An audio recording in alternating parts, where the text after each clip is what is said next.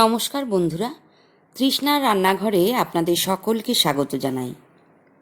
বর্ষাকালে এই রকম খিচুড়ি আর তার সঙ্গে গরম গরম ইলিশ মাছ ভাজা, এর কোনো জুড়ি মেলা ভার। এই মিক্সড ডালের মিক্সড ভেজ খিচুড়ি অত্যন্ত পুষ্টিকর। দেখে নিন কীভাবে বানিয়েছি। আমি 4 রকমের ডাল ব্যবহার করেছি।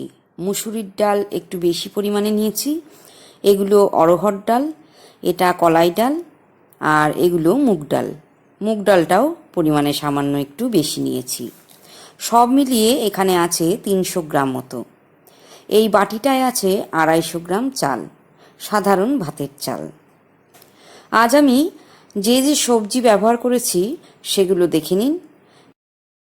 অর্ধেকটা বেগুন ডুমো করে কাটা, 2টো পটল দেখে নিন কিভাবে কেটেছি, কুমড়ো খোসা সমেত একটু চৌকো টুকরো করে কেটে নিয়েছি। এটা মূলো ছোট টুকরো করে কেটে নেওয়া, খোসা সমেত একটা বড় সাইজের আলু ডুমো করে কাটা, 1 মুঠো তাজা পালং শাক ধুয়ে নিয়ে বড় বড় করে কেটে নিয়েছি, একটা বড় সাইজের টমেটো ছোট ডুমো করে কাটা, আর আছে 10 থেকে 12টা কাঁচা লঙ্কা চেরা। সবজি আপনারা নিজেদের পছন্দ মতো নিতে পারেন। ফুলকপি, মটরশুঁটি, শিম, বিন এগুলো সবই আপনারা ব্যবহার করতে পারেন। আমি আজ ঘরে যা ছিল তাই দিয়েই বানাচ্ছি। প্রথমে একটা ভাজা মশলা তৈরি করে নেব।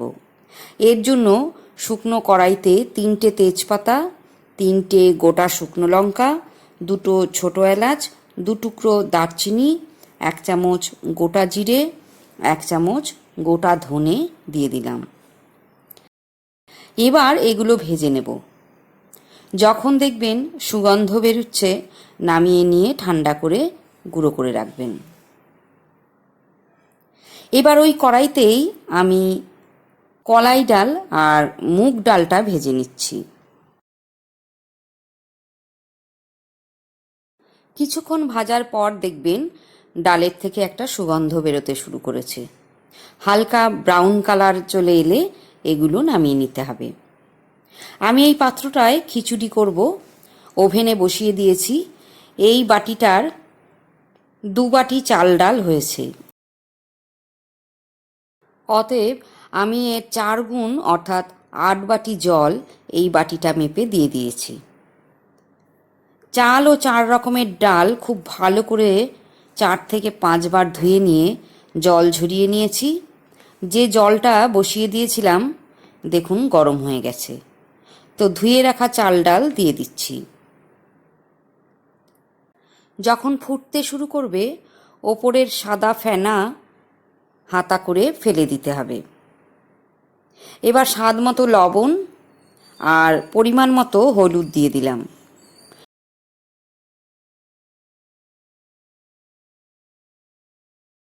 সেই সঙ্গে চেরা কাঁচা লঙ্কাগুলো দিয়ে দিচ্ছি।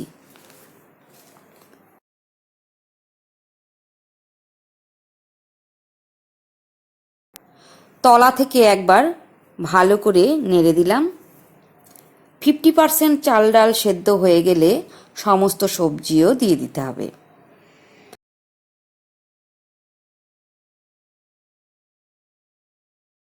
ঢাকনা বন্ধ করে দিলাম। এখন রান্না হবে 7 থেকে 8 মিনিট মিডিয়াম আঁচে। 8 মিনিট পর ফিরে এলাম। এবার টমেটোর টুকরোগুলো দিচ্ছি, সেই সঙ্গে পালং শাকগুলোও দিয়ে দিলাম। কয়েকটা আধ ভাঙা কাঁচা লঙ্কা দিয়ে দিলাম।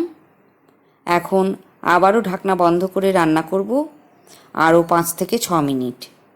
এই সময় আঁচ খুবই অল্প থাকবে। এবার দেখুন সমস্ত শাকসবজি গলে গেছে। এবার একটা কড়াইতে আমি ফোড়ন দেব। এর জন্য বেশ কিছুটা সর্ষের তেল দিয়েছি। একটা তেজপাতা, 4টে গোটা শুকনো লঙ্কা দিলাম, 1 চামচ 5 ফোড়ন দিয়ে দিলাম।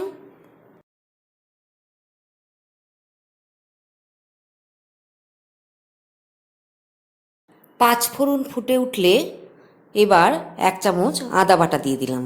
আদা বাটা কষিয়ে নিচ্ছি। কষানো হয়ে গেছে। এবার হাতায় করে এগুলো এবার খিচুড়িতে দিয়ে দিতে হবে।